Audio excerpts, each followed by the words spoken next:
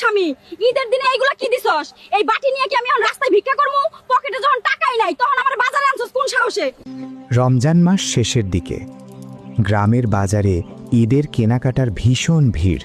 দোকানগুলোর সামনে রঙিন কাপড় ঝুলছে, সবাই আনন্দে কেনাকাটা করছে।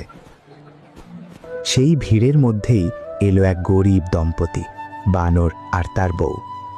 বানর তার সামর্থ্য মতো বউয়ের জন্য কিছু জিনিস কিনল, চুড়ি, ওড়না আর ছোটখাটো দরকারি জিনিস। বউ প্রথমে চুপচাপ ছিল। হঠাৎ তার চোখ পড়ল এক দোকানের খুব সুন্দর আর দামি শাড়ির দিকে। সে বলল, এই শাড়িটা আমার খুব পছন্দ হয়েছে, এটা আমাকে কিনে দাও। বানর লজ্জিত কণ্ঠে বলল, এই শাড়িটার দাম অনেক বেশি, আমার কাছে এত টাকা নেই। কথাটা শুনেই বউ রেগে উঠল। বাজারের ভিড়ের মাঝেই সে জোরে জোরে বলতে লাগলো, তুমি কেমন জামাই, নিজের বউকে একটা শাড়িও কিনে দিতে পারো না? তোমার সাথে আসতে আমার লজ্জা লাগে। দেখো অন্যরা তাদের বউকে কত সুন্দর জিনিস কিনে দিচ্ছে, আর তুমি কিছুই পারো না।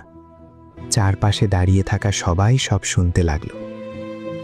লজ্জা আর অপমানে বানর কিছুই বলতে পারল না। চুপচাপ বাজার থেকে বের হয়ে তারা বাড়ি ফিরে এলো। বাড়িতে এসে বানর এক কোণে বসে পড়ল। তার বুকটা ভারী হয়ে উঠল। সে বলতে লাগলো, আমি তো আমার জীবনের সবটুকু দিয়েছি। আমি নিজে না খেয়ে তাকে খাইয়েছি, নিজে পুরনো কাপড় পরে থেকেছি, কিন্তু তার জন্য নতুন জিনিস কিনেছি। তবু আজ সবার সামনে আমাকে এত অপমান করল। এই কষ্ট তার বুকের ভেতর আগুনের মতো জ্বলতে লাগল। কিছুক্ষণ পরে সে ধীরে ধীরে বাড়ি থেকে বের হয়ে নদীর ধারে গেল। দাঁড়িয়ে নদীর দিকে তাকিয়ে থাকল। তারপর বুক ভরা কষ্ট নিয়ে বলল, আমি হয়তো ভালো জামাই হতে পারিনি। এই কথাটা বলেই সে নদীতে ঝাঁপ দিল। কিছুক্ষণ পরে নদীর জলে ভেসে উঠল তার নিথর দেহ। খবর পেয়ে তার বউ ছুটে এলো। স্বামীর নিথর দেহ দেখে সে কান্নায় ভেঙে পড়ল। কাঁদতে কাঁদতে বলল, হায়, আমি যদি ওই শাড়ির জন্য এত জোর না করতাম, আমি যদি তাকে সবার সামনে অপমান না করতাম, তাহলে আজ সে বেঁচে থাকত। সে তো আমাকে তার সবটুকু দিয়েছিল, আর আমি তাকে কষ্টই দিয়েছি।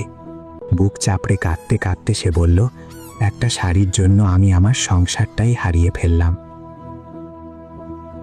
মানুষের ভালোবাসা আর সম্মানের মূল্য কোনো জিনিসের দামে মাপা যায় না। মনে রাখবেন, একটা সম্পর্ক টিকে থাকে সহানুভূতি আর কৃতজ্ঞতায়। যে মানুষটি আপনার জন্য চেষ্টা করছে, তাকে কখনোই অপমান বা চাপ দিয়ে ভেঙে দেবেন না।